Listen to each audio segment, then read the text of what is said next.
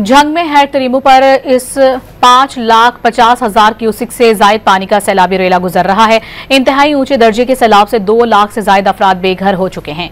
इस वक्त जंग के सैलाबी इलाके में क्या सूरत हाल देखने को मिल रही है, जानेंगे डॉन न्यूज के नुमाइंदे मोहम्मद अकमल से। मोहम्मद अकमल, बताएगा क्या सूरत हाल देख रहे हैं आप?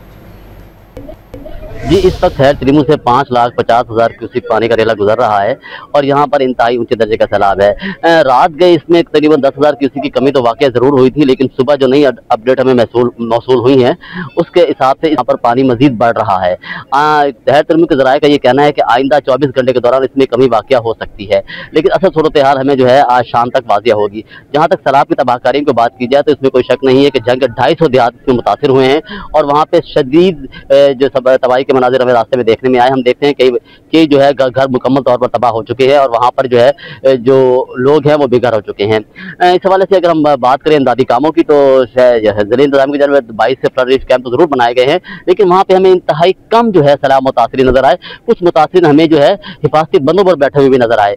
अब इसकी जो असल सूरत हाल सैलाब के हवाले से अगर हम बात करें तो सैलाब की असल सूरत हाल हमें उस वक्त वाजिया हो जाएगी कि अंदर जो सैलाबी इलाकों में लोग फंसे हुए हैं या जो मकान गिर चुके हैं, जो इलाके गिर चुके हैं, उनकी सूरत हाल जो है वो हमें 2-3 दिन में वाजिया होगी कि अंदर किस किस्म के नुकसान हुए हैं। लेकिन फिलहाल सूरत हाल यही है कि इस वक्त पानी की मिकदार में इजाफा हो रहा है। जी, बहुत शुक्रिया अकमल आपका।